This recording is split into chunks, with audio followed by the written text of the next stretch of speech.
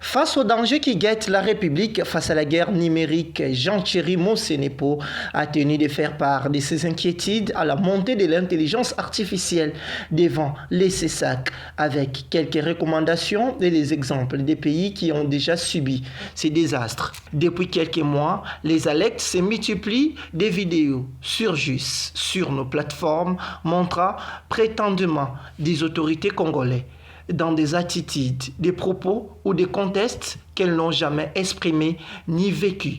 La voix est parfaite, les visages identiques, les tons maîtrisés, mais tout est faux. Exemple, des visages malveillants à l'échelle mondiale, Ukraine, Russie en 2022, les États-Unis en 2024, les Burkina Faso, les risques spécifique pour la République démocratique du Congo, notre pays est une cible idéale pour ce type d'opération.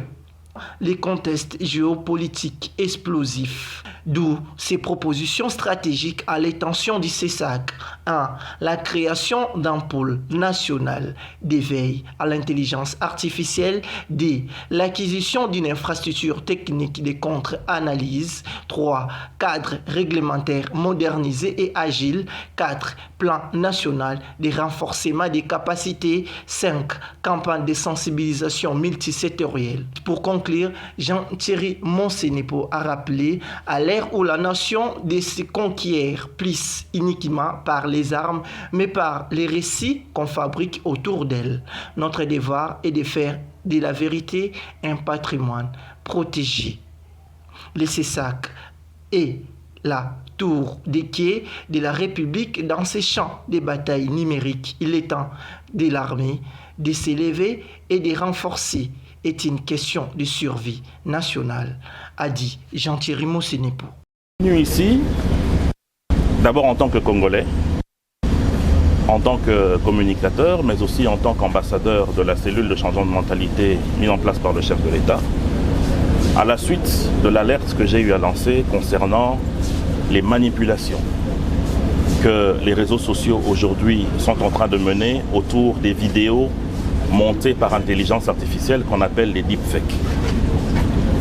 Le CESAC, qui est bien dirigé par son président, M. Christian Bossembe, ainsi que la plénière, a jugé bon que je puisse venir lors de la plénière d'aujourd'hui pour donner les informations que je détenais, mais aussi leur faire des propositions parce que déjà, ils ont eu à réfléchir et à mettre en place des task force qui réfléchissent autour de ça.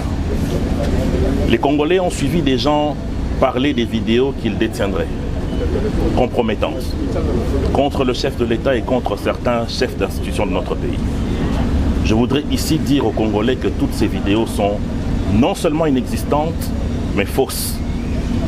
Parce que les applications qui hier étaient détenues par les armées de certains pays développés, par des studios d'Hollywood, sont aujourd'hui achetées sur Internet pour déstabiliser les pays. Et ces personnes, ayant échoué à déstabiliser le Congo par la guerre, l'agression que nous avons connue et que nous continuons à connaître, par l'infiltration, nous les avons battus sur ces terrains-là, nous continuons à les battre sur la diplomatie agissante du chef de l'État et du gouvernement. Les voilà revenir avec une guerre hybride, qu'on appelle une guerre 3.0. Pour produire et générer des contenus vidéo, audio, qui pourraient retirer la confiance que le peuple porte sur les chefs de nos institutions. Il est donc de notre devoir de pouvoir alerter. Et nous avons trouvé une oreille attentive ici au CESAC. Non seulement du président Bossembe, mais aussi des hauts conseillers, membres de la plénière, qui nous ont demandé de continuer à travailler avec eux pour que main dans la main, nous puissions déstabiliser ce réseau. Puisque, encore une fois, cette guerre, nous devons la remporter. Voilà.